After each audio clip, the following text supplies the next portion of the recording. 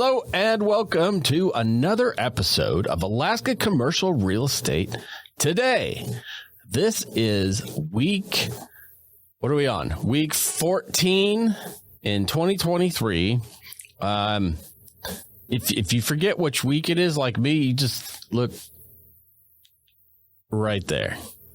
So I'll look up there, week 14. Got it. All right. Week 14 of 2023, solidly into the beginning of the second quarter, as in a week. What is happening in the world and Alaska, and how's it going to affect us? What do you think? I don't know if we have much traction since first quarter ended. There are some fair number of pending sales. So, in the last week? Yeah, and so we could potentially be seeing quite a few closed sales, potentially. I mean, obviously not all pending sales close. Right. So if you saw our last week's episode, we did the first quarter recap, and it was a little abysmal. I mean, compared to what we have had in the last couple of years, it's a pretty slow start to 2023 for Alaska, at least in our primary markets. With that said, that's kind of what a normal year looks like. So it's been so long that everybody's forgotten what those years look like. I think, what's the Fed rate increases that this is probably typical what we were going to see, where it's a bit. It was intended, right? I mean, the sole intent was to slow down the economy and the influx of all of this free money that was happening, COVID money, as well as low interest rates. Right. And there has been, we've been hearing rumors, or I don't think they're rumors, we've been hearing of anecdotal stories of our assisted class. What do we call them? Those that are getting government assistance on debit cards in Alaska. There's been some struggles because various federal programs are coming to a close. Yes. And our state employees are busy working from home, still not doing their jobs. So there are some people in Alaska that live off of those government assistance cards, and they have not had their funds in them for months. Yes. There was a gentleman that we saw at the store that didn't have his money, and getting pretty frustrated. Some people in Alaska can't buy food because it's more important that we still have our state workers working from home. Yeah, it's a bit of an issue with the change. I think there was so much federal funds pumped into the state in the past few years that the state, as well as individuals, I think, have gotten used to the additional influx, and now it's coming to a close. So that is affecting some markets. It's affecting the spending, and we are seeing, again, some more of the smaller sized businesses in Alaska are starting to struggle with revenues, which is a typical thing for this time of year. Around breakup, people run out of money, and PFD money's all gone. First of the year money's all gone. A lot of moves too. I mean, a lot of these small businesses that rent space, when they see them moving spaces, that's a lot of that is happening. Sometimes though, it can be positive if they're growing, if they're actually getting into a larger space. But a lot of times it's because they need less of a rent payment. Yeah. And so they move into a smaller space or something off of the highway or something that's I am seeing and hearing from other small businesses that there is some consolidating for difficult times going on. As we said, the federal grant money has stopped. In some cases, some people are paying back money and loans that they took to stay alive in the last couple of years. Their revenues are a little bit rough right now. And there's a lot of people positioning for the long haul, trying to survive. Yes. So there is some concerning news amongst the smaller businesses in Alaska. But if you're an Alaskan in business and you get the Alaska Business weekly, they don't care about small businesses. They only care about the top largest. 100. Yeah. Although if you April edition, right, this is the April edition. So we just got this. We again, we usually get 2 copies. They charge us for both because if you buy a 2-year subscription to them, they will send you both years at the same time. Every time. Literally every time. This is like they can't get these things right. And so, we went through this week, and some of the things we were looking at is the top 100 and, other interesting stories that mean nothing to Alaskans. Why did we get this anyway?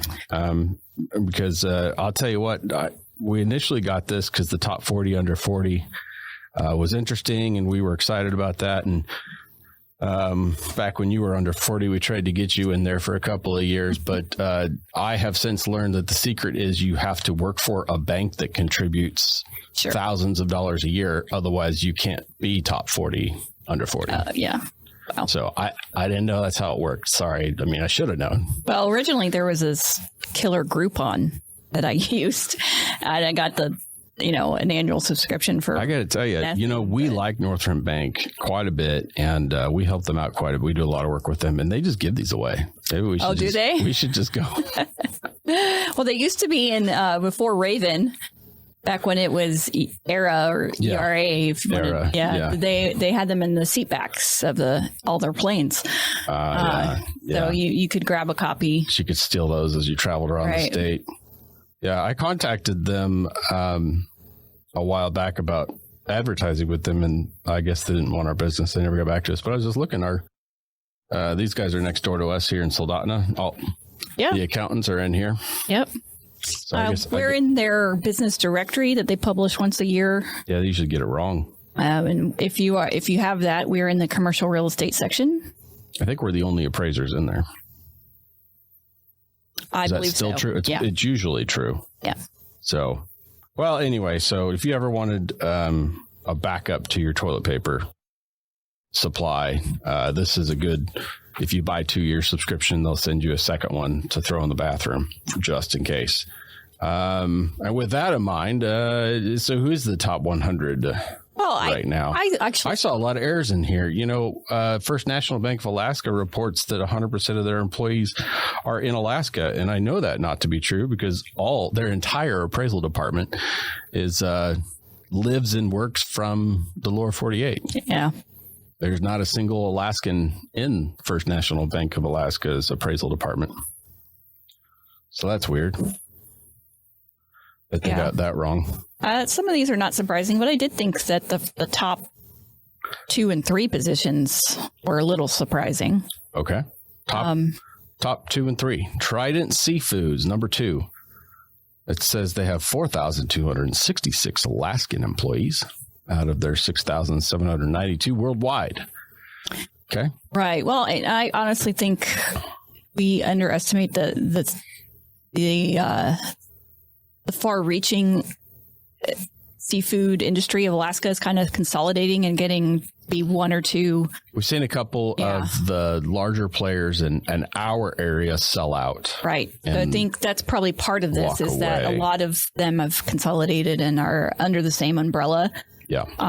They do say that they're 100% USA owned. They do. I like that. So that's refreshing. It's good. Unlike Princess Cruises and Holland America, which is number 3, they claim to have 3,500 employees in Alaska out of their 30,000 worldwide. That's probably about right. So they are not an American company. I'm sure they have some subsidiary here to do business. You can see here they have an America group, so I'm sure it's But we tell tour people all the time when they come up, if you take a cruise, 90% of what you do on that cruise, including your excursions, things like that, are all done by companies and entities and employees of that cruise. A lot of times, yes. So, in fact, if they stop, like the buses, that's owned by the cruise lines, and if they stop somewhere, typically that business is also owned by the cruise lines. And a lot of the small communities, that is the case. And they do. I mean, they state here too that they own 200 buses and motor coaches. Hey, well, they should be paying for our roads then. I mean, they're buying fuel here, and they're registered with their commercial registration here. Right. So that's not nothing. But so that's number 3. Number 1, we didn't talk about number 1. I think they're number 1 every year, aren't they? Providence of Alaska, based out of Anchorage. Yeah. Now, of course, they're a what we call a network. Providence is not just in Alaska, so it's no, they have 120,000 employees worldwide. And 5,000 of those are reported to be in Alaska. They've been in Alaska a long time, since 1902, according to this article. And they are in most of our communities. In fact, what they do is they buy the smaller health clinics and whatnot, and incorporate them after they put them out of business. Then they incorporate them in under the umbrella. So it's difficult to get healthcare in Alaska that's not a Providence. And you might remember the power struggle that happened when the Matsuboro decided to develop a hospital campus. Mm-hmm. They didn't want to be Providence. They wanted to have competition. Mm-hmm. And so weirdly, though, they got bought out. Providence is then built right next door. And put them out. Anyway, I haven't followed that, but I know that Providence and Anchorage has developed a lot of senior housing. Yeah. If you don't know it, healthcare is a nasty, cutthroat industry. So they've made some big power moves in the state. Well, number 5 and number 8 are getting ready to combine. Fred Meyer and Cars Safeway. Of course, that's yet to be approved in I have not heard the update state, on that, so but possibly it's a potential that those two would merge, and then they would move up, and they'll be number 4, number 3. Well, number 4 right now, along with number 6, number 7. Probably even more if we keep going down. 14, 18 are all native corporations. So, in fact, actually 10 as well. So, yeah, I'm not going to argue. Yep, they keep going down. Yep, there's quite a few in here. So if you're asking, Three Bears, great company, we like them. Three Bears, an Alaskan company, they're number 23. And they're growing as well. They've had several projects happening right now across the state. They do business well. They didn't mention all their communities that they're in, but they're in quite a few smaller communities. They have opening a location in Ketchikan. Yes, they have new construction in Kenai. Of course, they were already in Kenai, but they're and then Healy, they had a new store there, and they're building a new store in North Pole. So good things for the interior area. A lot happening in the interior. Let's see. Alaska Communications is slipping down the list because they're a pretty awful corporation. Not quite as bad as GCI, which I'm looking for them. I'm sure they're on here. They're probably a little further up.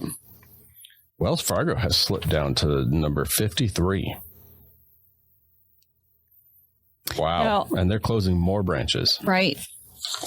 And I'm not sure if Ken Ross here spoke about the mine that's happening. Mm-hmm. I don't know if this includes their current employment, but they should be adding quite a bit here soon. So they are a growing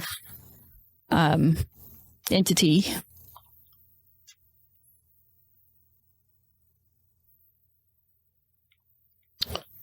Let's see. I was going to say PDC Engineering was on here in the past. I haven't found them yet. Yeah, of course they've changed name. PDC is now Respec. Yes. So.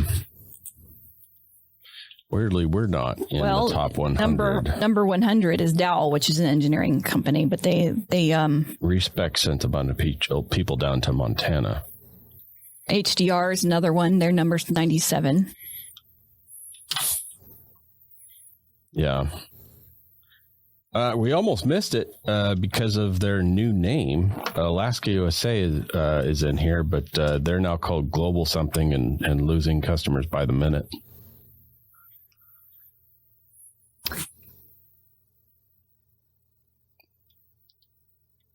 I see a lot of these are transportation related.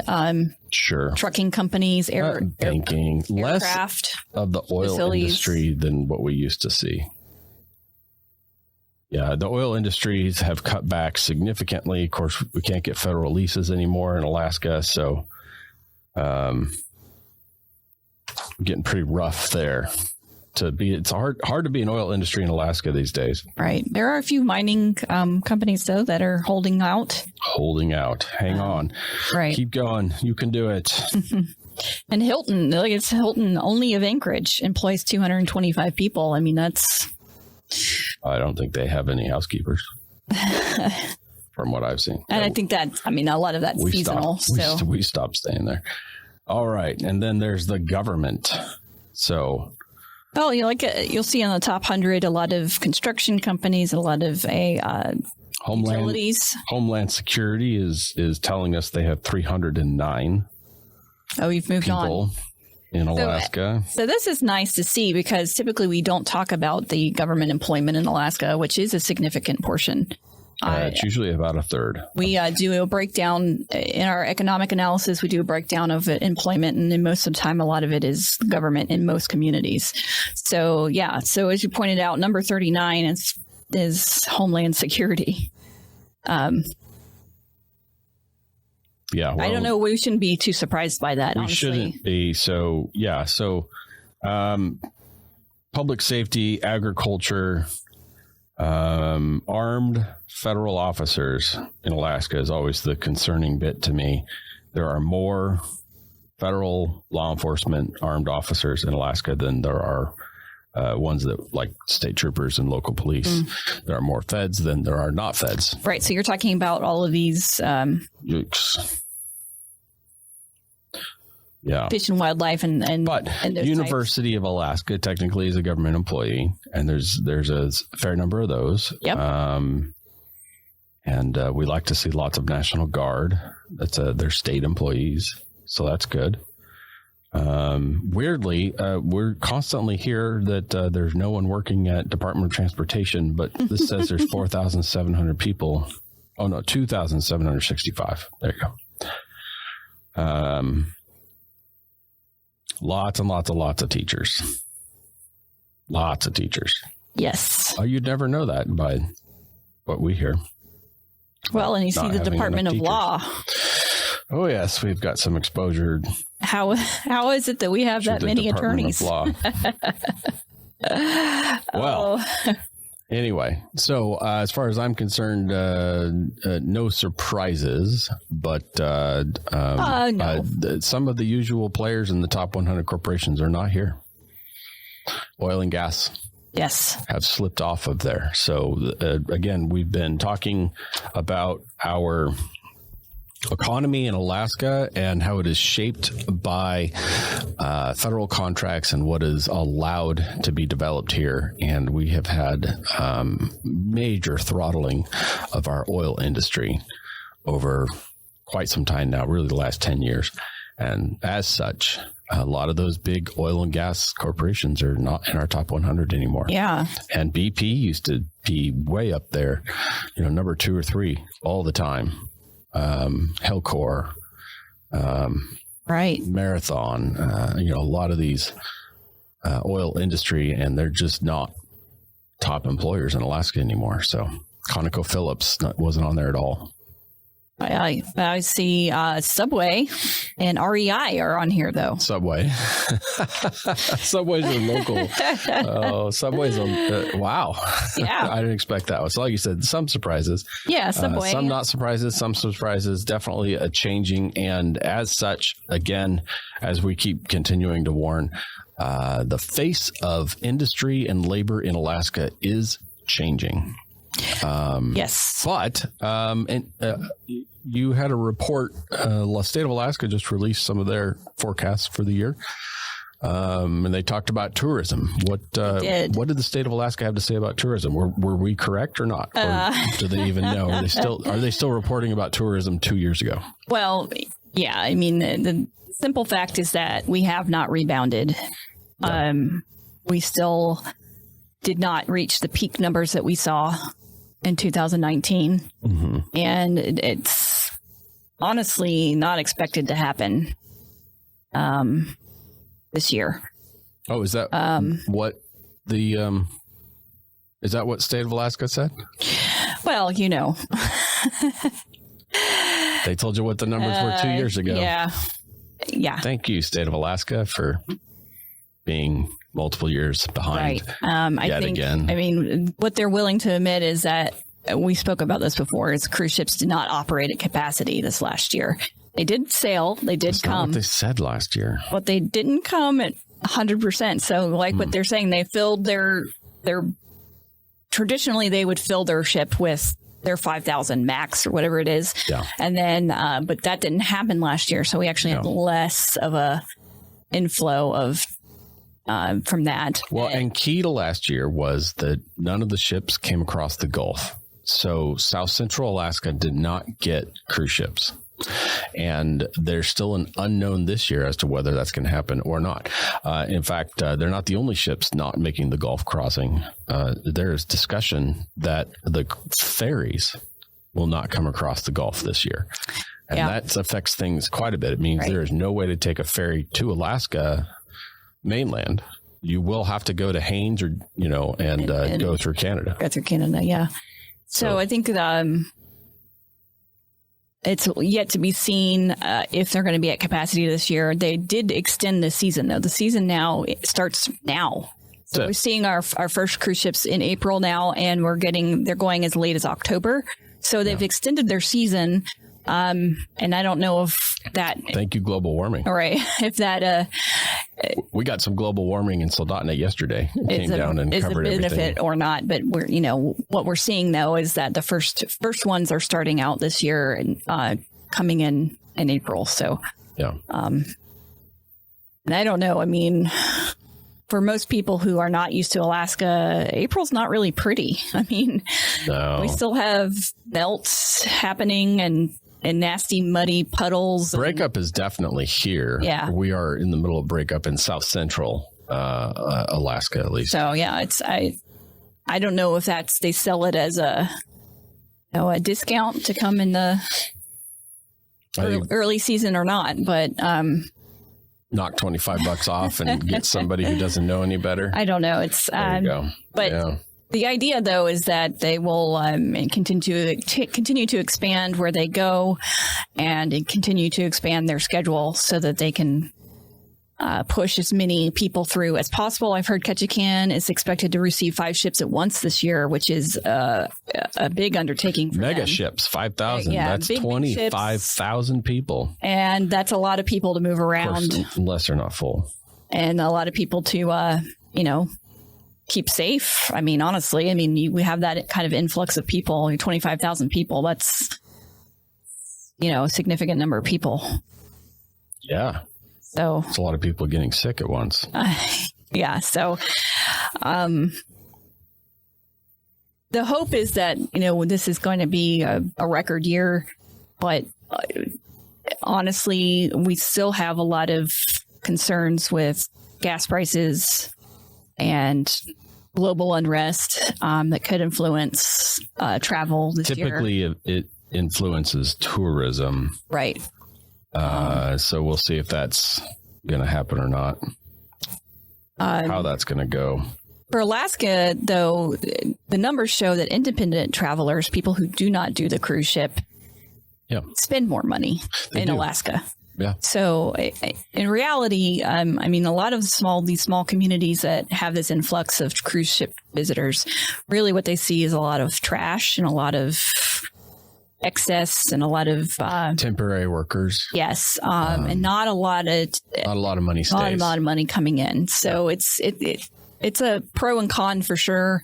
And like you pointed out, a lot of these little small shops and tourist attractions that are they're funneling their people to are owned by the cruise ship industry. So, and the employees are usually non-residents. Sometimes, in the case of foreigners, right? Yeah, they're actually people that are coming from other countries on work visas to work here, which is fine. But again, the same thing as non-residents, the money doesn't really stay here.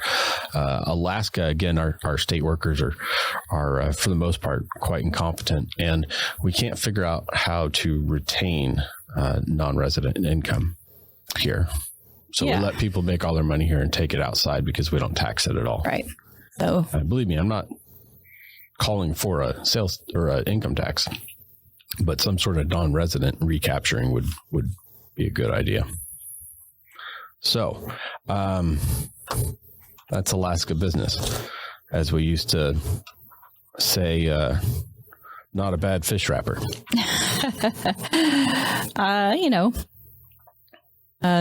Some interesting stories sometimes. Not this time. But yeah, I mean, 5 or 6 pages on salmon skins. Yeah. Okay. All right. Yeah. Good job. Well done. So, moving on. What else do we have here?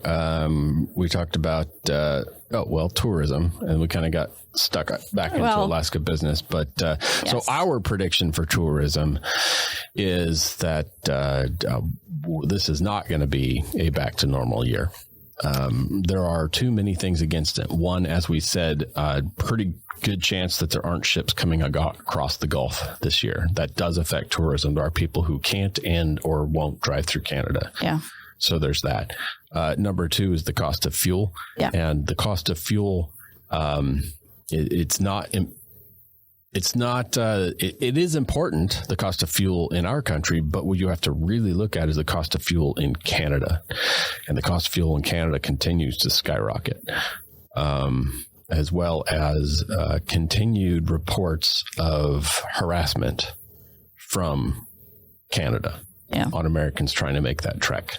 And so that is becoming, as we're reading in some of the RV groups and forums, the major put off.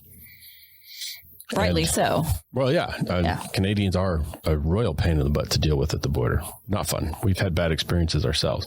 So more people are making the difficult decision to fly here and rent. And what happens there is, like you said, we capture less of that because it's so expensive to do that they are cutting back on the excursions. So less chartering, less flight seeing, less all those things that people do that feed our economy. So the bear viewing is less, the Alaska Railroad experience is less. So my prediction is that it's going to be a rough year in the end, realized, for tourism in Alaska, which is unfortunate. So what do you think? Well, I've been watching the TSA passenger numbers, and we kind of seeing a opposite trend from 2019, which is kind of surprising. So it's still a little early on, but at the end of last year, our TSA numbers were getting back up to about the same travel as we saw pre-pandemic. So, but it didn't really carry over into this year. And I think a lot of that has to do with just the U.S. economy in general. There's a lot of talk of credit card debt becoming a huge concern of Americans. I mean, we had this whole period of saving that people, were at home and not spending. And so they actually had a record amount of people saving. Well, that kind of is over now. And because prices have increased so much due to inflation, we're seeing kind of the opposite. We're seeing people taking on more debt. And so that generally translates to less travel. Less vacations. Yes. And so. Right. I think that we might be already seeing that. I mean, obviously we won't get that until, another month or so here, but the TSA numbers are just not there. So, and that, of course, that's capturing all travel, but it's still a reflection of, what people are doing. And air travel is a good reflection of, there's some of our early indicator numbers. Right. So unlike the state of Alaska, we actually get almost real-time updated numbers from the feds in travel. So like you said, the TSA numbers, the border crossing numbers, yes. Some of those numbers come pretty quick, as opposed to if the state's producing those numbers, we'll wait 2 years. Yeah, they're pretty behind on a lot of that. Some of their housing numbers haven't been updated all of last year, so they still only have first quarter numbers out. So, it's... Well, the adage, if you have nothing good to say nothing at all. Yeah. So they're behind. I think that's what they run with. They don't have anything good to say, so they're just going to say nothing. And that's quite possible. What it is that it's not positive. Well, when it comes to the state, or quite honestly, any other. So we have a paid entity that does economic studying down here. It's kind of laughable because they're very similar. And if they don't have good things to say, they say nothing at all. Well, they use old data and then just reword it. Yeah. Right. So there's some of that happening because nothing that's in the past few years has been a real positive for Alaska. We're coming in 49th, if not 50th. And we didn't die. And positive in employment and in GDP growth and positive. We didn't die. A lot of indicators of, economic health. And we're just, Alaska's struggling, and we went into 2020 struggling. Yes. So we were in the early stages. There were some warning signs that possibly we were going to recover. Right. So, the pros and cons of... And some people did. There were some market segments, real estate, anything associated with real estate in the last 2 years has been way more than recovered. Whether it was building, selling, rehabbing, it was all there. Well, and we saw a lot of growth in the fire industry. Now, there was a lot of fires. I like that. I like that acronym. MO. Fire is finance, insurance. I would say we had a lot of wildfires, and again, a lot real of estate. Smoke jumpers came up here and made a lot of money. About the actual fire, took it all home. FIRE, which is finance, insurance, and real estate. We saw a lot of growth in that area. But if we look at the trends, one of the trends is franchises and the number of new franchises versus the number of closings. Alaska's at the bottom. There are franchises that are closing, but across the country, what the franchises that are closing are real estate. So there's a lot of layoffs in the real estate industry. So, and that's due to a lot of things because they do grow so much during a boom time. So. It was a boom bust. Yeah.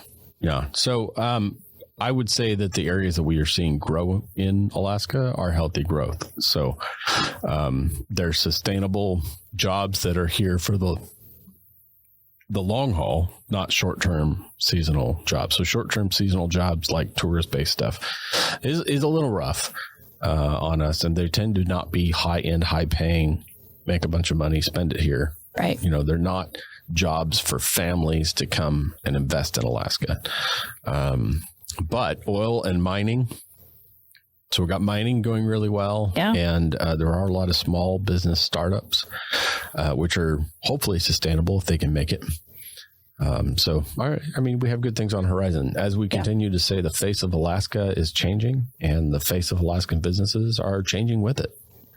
So Alaska's always been predominantly small business, and like you pointed out, all these 100. No, Alaska's always been government. Well, these 100 top 100. What was the number of employees for the number 100? This only represents, I think, 10. Like the top 10%. Oh, not even. Yeah. So as far as employment in Alaska, small business are the majority of. It is. Yeah. It is. The average Alaskan business is less than 150 employees. Right, exactly. So So see, number 100 is 120 employees. So that's, they only cut it off at 100, but they have several here that are only 100.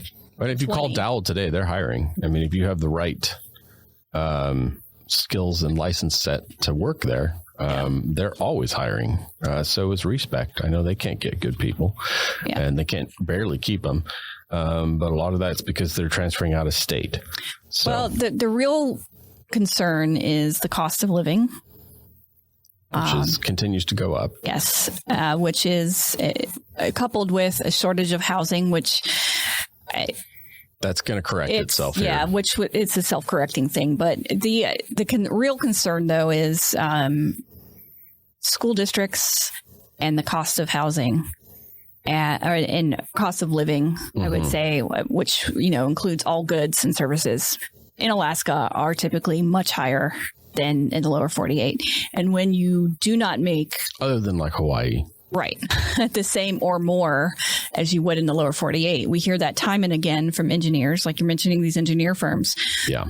They can transfer to an office down there. Make much more in a place that costs much less to live. And they stay licensed here. So, and that's that's really what the concern in the state's been struggling with this for well on a decade when they did away with their PERS and TERS system of retirement, right? Yeah. They had this really nice retirement program that brought in a lot of good, well-educated people, but then they couldn't sustain that. And then they changed their benefits program and they're now they can't attract good people. They cannot attract good people. Plus, it's their entry-level positions are not a livable wage.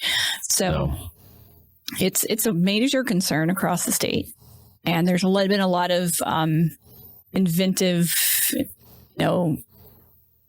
ways to get around, housing shortages. There's, making conics homes and airplanes into homes. And well, in that case, that's not being turned into a home, but for employment housing. So, I mean,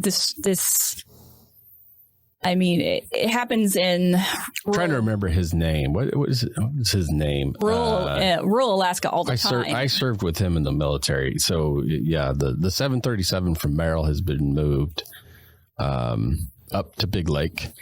And I'm sorry that I can't remember your name. It's been a long time. But there's a flight school that has been in the works for a couple of years, and Alaskan couple, and they are... making big waves in the aviation industry in Alaska, picking up a whole lot of slack where it has existed. So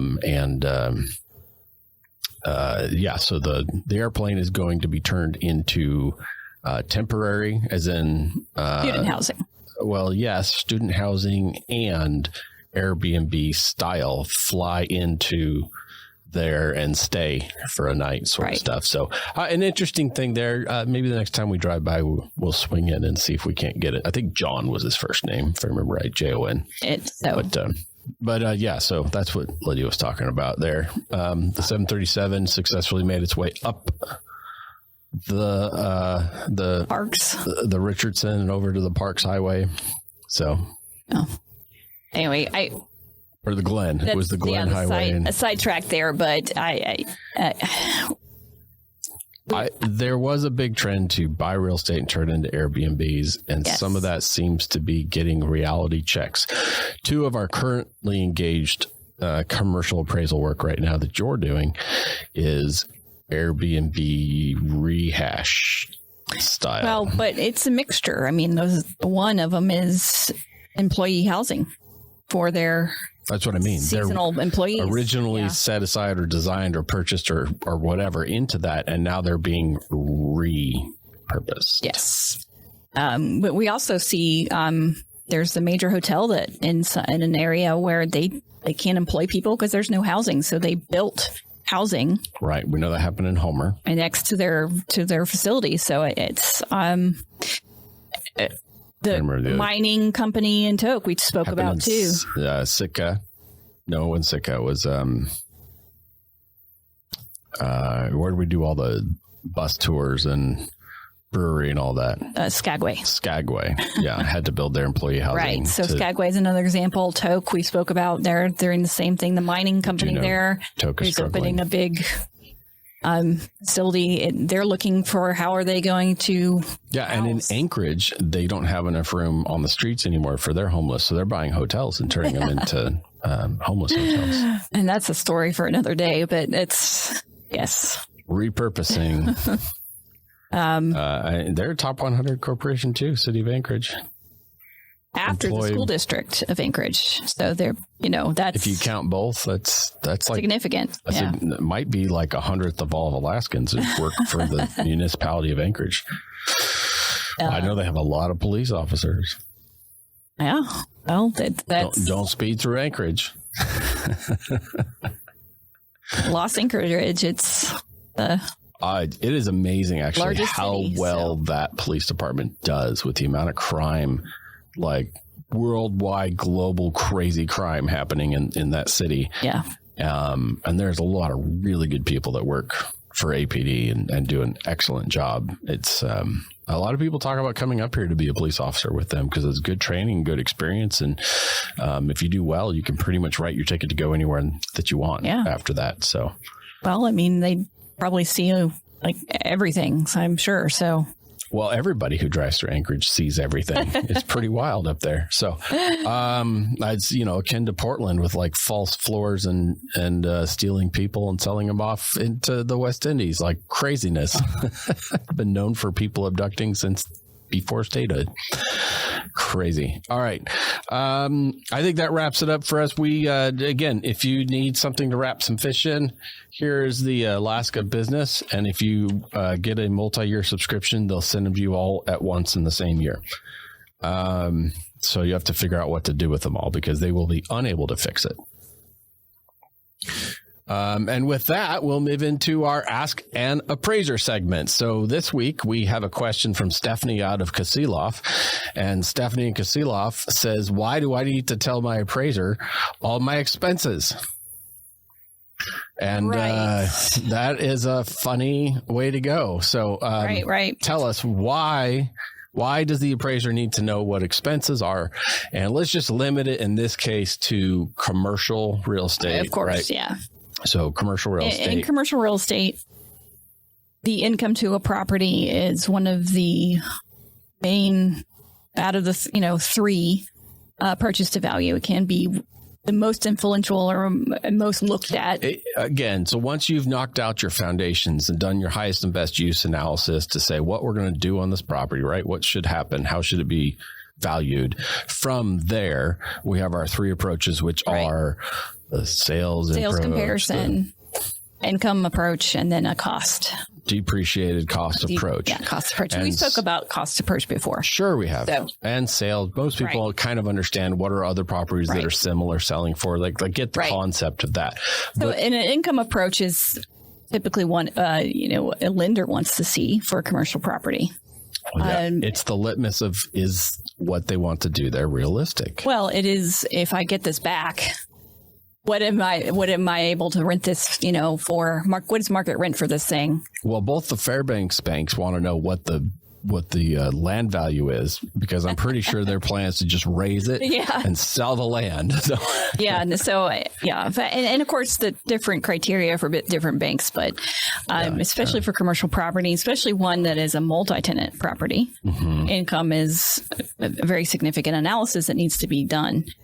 And part of the income analysis, besides the income component, is your operating expenses. Now, this is where most people don't understand. This is where they get confused. They think I'm asking about their business. So they're saying, asking what they pay for their goods, what do they pay for their, all of their expenses, which is not what I'm we've gotten a lot of cost of goods sold for their products and what they pay insurance for their personal vehicles, like a lot of something, and the good news is like, we're kind of a safe place, right? We're going to filter that out and we're going to throw it away. It's not, we're not going to put it out there. There's no way to data breach that from us.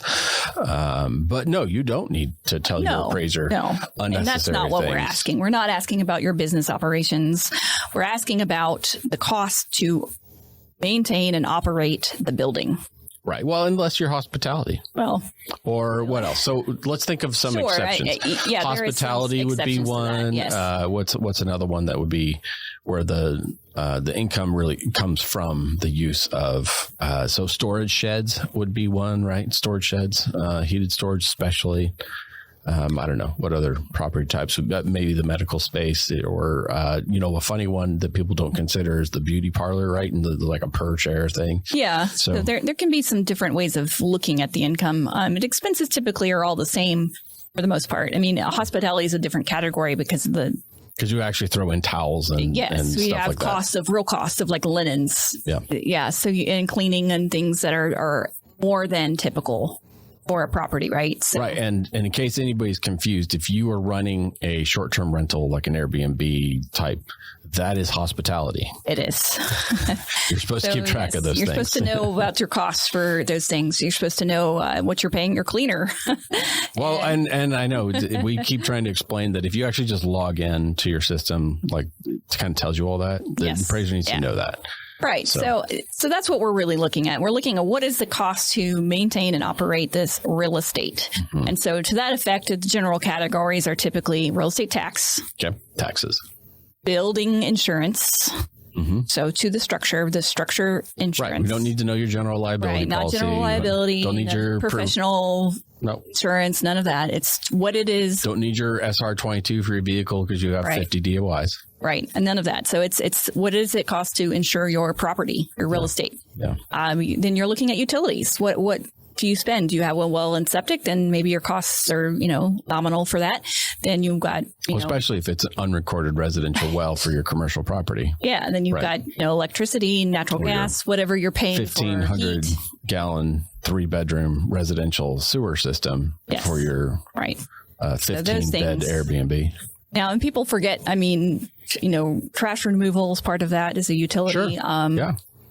And as well as internet, telephone, whatever those expenses especially if you're providing it to someone. Well, sure. So especially if that's what you're providing to a tenant. Yeah. So then you're going to have, besides that, is what are you spending in maintenance a year? I mean, there's kind of that's another reminder for Alaskan property owners. Yes. You are supposed to maintain your property each year. Right. And keep track of how much you do that. Otherwise, we'll just have to estimate what somebody should have done. Right. So, and we should see something there. A lot of times I'll get, I'll ask for 3 years of expenses and I'll see nothing recorded or listed for. Oh, yeah. And a lot. It'd be hard to relay to our audience just how many times happens. We don't see anything listed.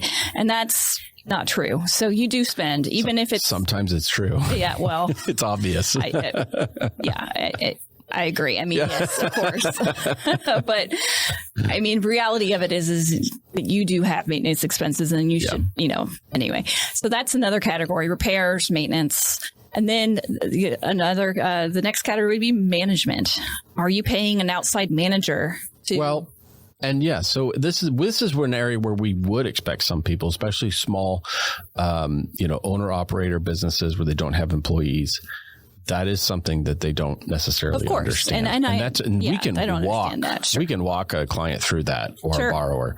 Right. We can explain, how much is typical and, because if you just tell us nothing or you lie, or here's the other thing, we have a lot of people that's where they dilute their profits. Yes. And so we need to adjust that, because if you paid yourself $1 million this year because you needed to hide $1 million income out of your business, or you're making up for the last 3 years of not paying yourself, right? And so that's common too. We see that a lot. They don't get paid for multiple years and then they finally do it all at once. You just need to communicate with your appraiser so we can figure out, what should be there. Right. One, accurate, and two, typical. Right. And if you're doing something non-typical, then we want to identify it so we have answers. Yes.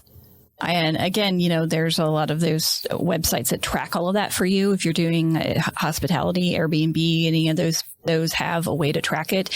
There's also companies that you can pay to do all of these things, and that's a management. It's a management fee. You're paying them to manage your website, or you're paying them to do your bookings, whatever that is. That's a form of management. Management comes in various put your professional forms. fees. So professional fees for most businesses, we're used to professional fees. Why would we have to pay a lawyer every year to fix our mistakes or whatever? Things, yes. So you put that all in the management category for business.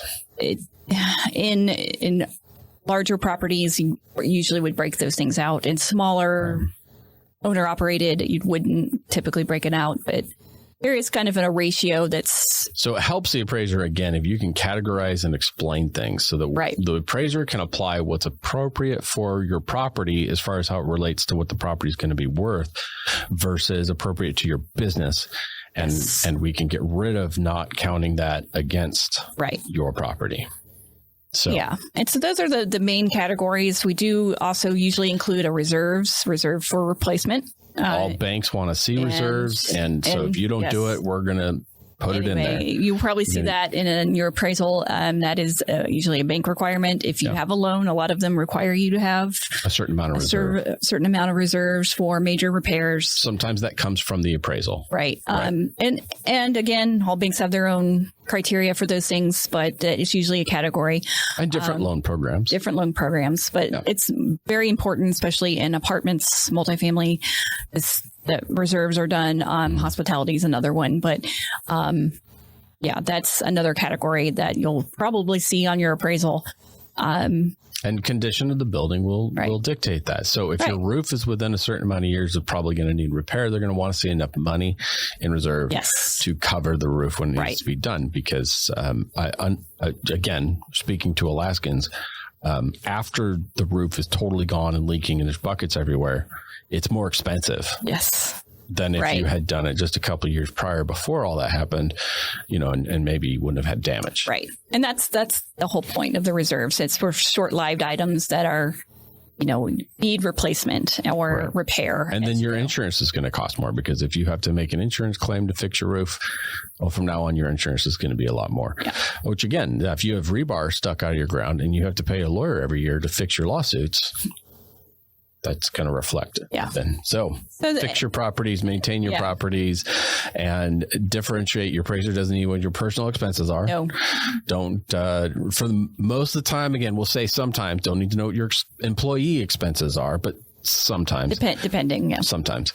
And honestly, I mean, if you look at it, from a balance sheet, the less your expenses are, the more of your income you keep. It's, it's reflects. And until we talk about maintenance. So zero for maintenance is going to mean more reserves and a more conservative approach to the valuation of the property.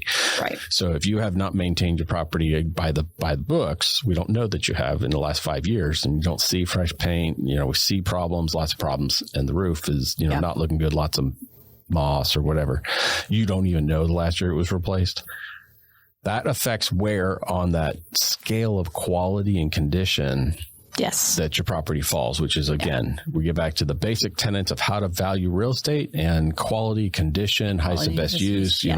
These are the factors, major factors that go into where your improvements fall into the valuation model. Yes. And again, I know that this is like a weird concept to some Alaskans, but a lean-to shed enclosed and turned into an Airbnb that's not seasonal, it's seasonal, is not worth the same as a high quality bed and breakfast, year-round heat and all those sorts of things, efficient. And that's how income reflects value is, for one, you're not operating year-round.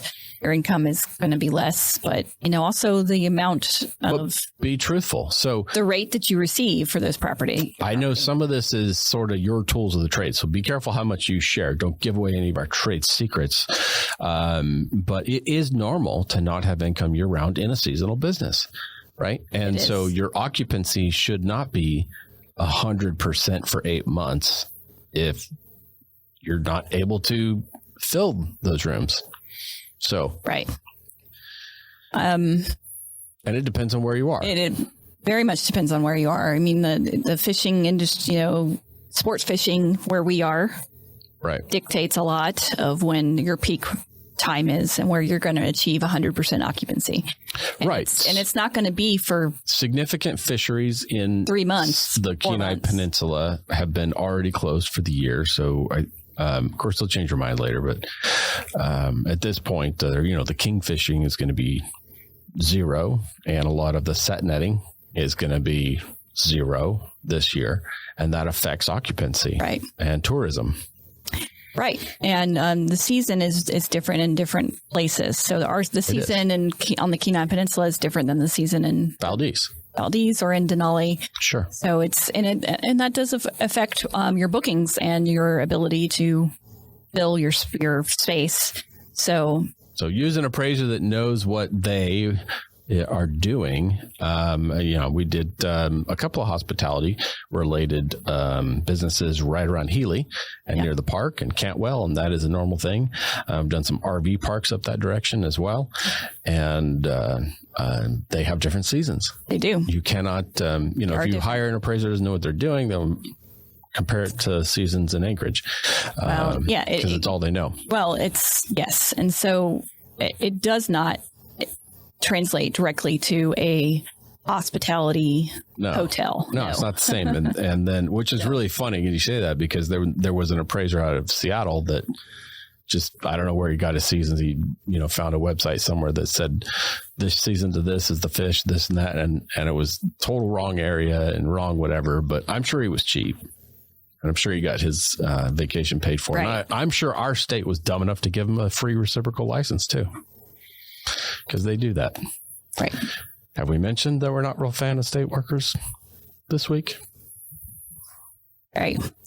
And speaking of the topic of occupancy of hospitality or short-term rentals,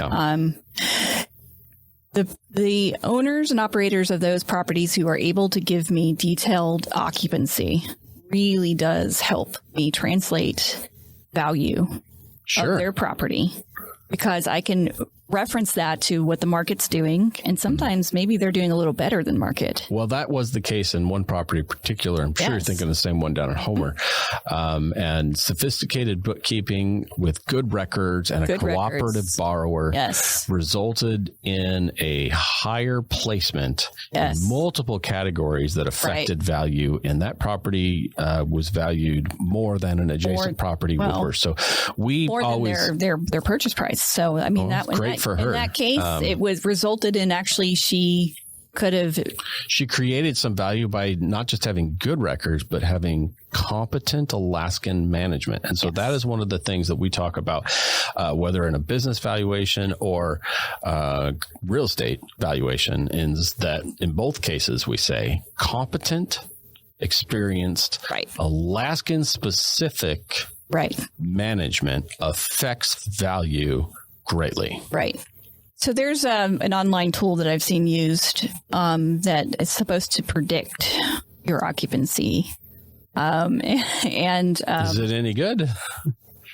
So, I mean, I've spoken to them, and it's better than the Magic 8 Ball.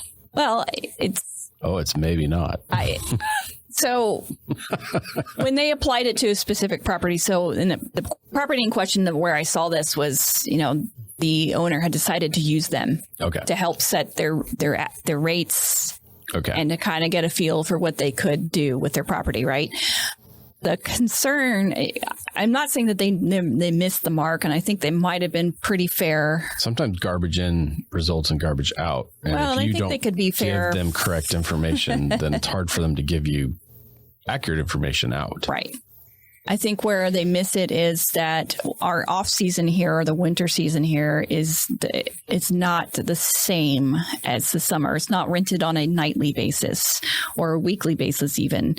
Most of the time it's the rent that is achieved in these properties is a monthly rate. Sure, that's a common thing. That's here. Not going to equate to the same if it can support seasonal. Right. I think, the intent is that draws from other like properties that use Airbnb. So they're gathering all that data, right, from Airbnb, which is something that is useful. But the issue is that then they apply it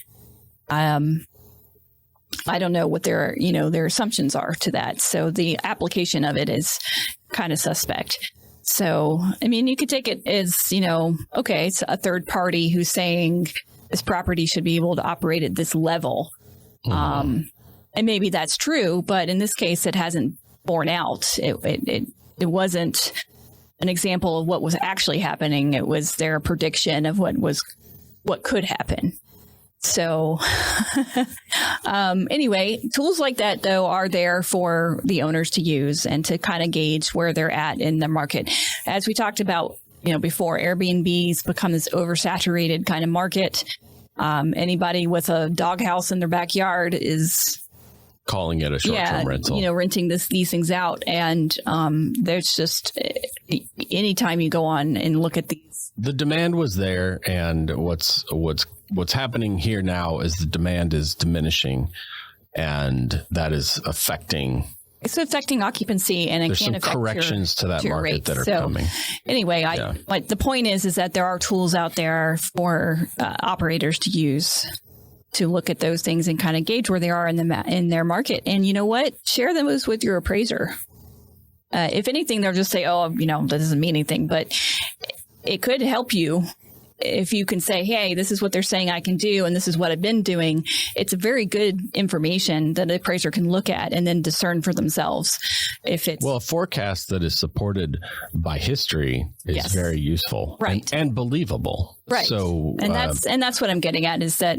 In that case, historical. We kept asking for historical because they had been operating as this seasonal and nightly rentals and winter for a long time, for years, multiples of years, but they couldn't produce or refused to produce a single historical record. All they ever provided was this projected forecast of potential revenues. And I understand that a lot of realtors will use that to market and blow smoke up a buyer's rear end.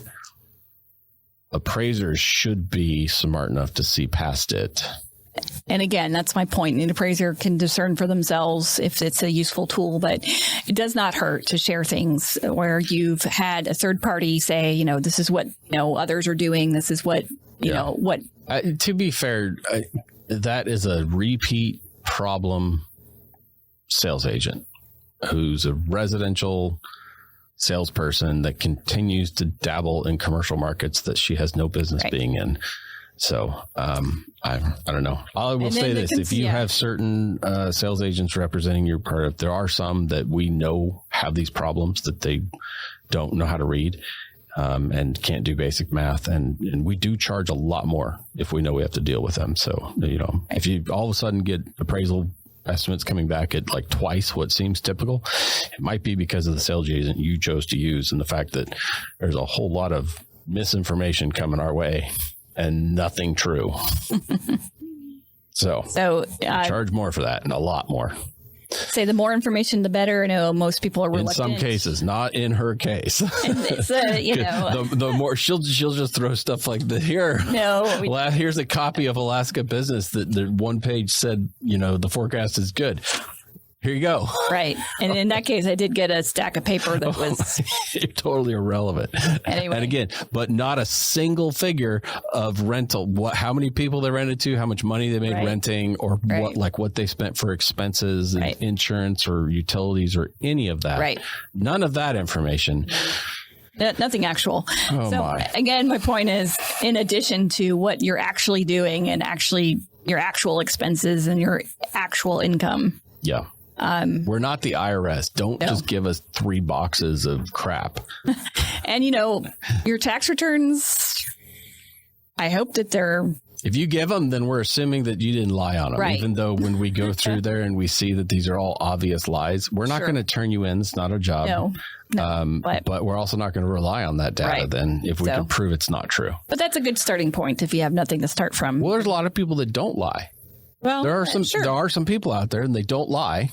And then that's useful information because, the other thing would be whatever you told your loan officer, it'd be a good idea to say the same thing to your appraiser, assuming that it was true. Because again, don't lie to them. Don't lie to us. Right. It just all goes bad. And in a commercial loan, that costs a lot of money. It does. There's significant funding fees involved. Yes. And a lot of those are non-refundable if you lied about stuff. Right. So...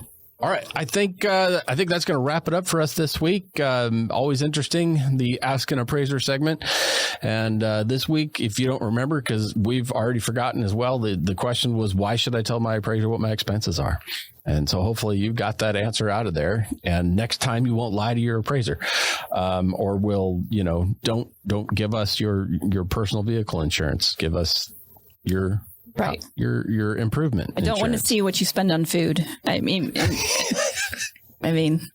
with few exceptions, there's like one or two hospitality, restaurant, maybe restaurants and hospitality when you provide food as part of your goods. But no, I don't want to see your travel expenses and your. That is one that happened recently too. Here's I spent this much money to go to Hawaii this year. We're like, for. How did that relate to? Right. Okay. Yeah. So don't do that. Don't do that. We laugh. I don't know if anybody else is laughing. Thank you so much for joining us. If you have another question like this, if you'd like to see us have a good laugh session and play Stump the Chump with an appraiser, whether it's a business value or a real estate appraisal value, you can send your questions to show@akcretoday.com. That's our website where you can also find past episodes. We're coming up on midway or so, or beginning part of the second quarter of 2023, and we've not decided what's going to happen as far as old episodes. I think we're just going to wrap for the year, and then those will always be available on our website. So if you're watching on YouTube or you found this through some other place, then old seasons and episodes might not be there. And so if you want to find the old website or the old episodes, you're going to have to go to akcretoday.com. And that's where you find all the content, which hopefully we can get Lydia to film some more content. We've had some requests for what's an appraisal, all these like frequently asked questions that we do, maybe compiled into separate videos. And we may take the time to do that someday. Good luck. So with that, we will see you next week. And is that it? Is that all you have? That's it. We can't get any more out of her. So that's going to be it for this week. Thanks for joining us. We'll see you next week. Goodbye.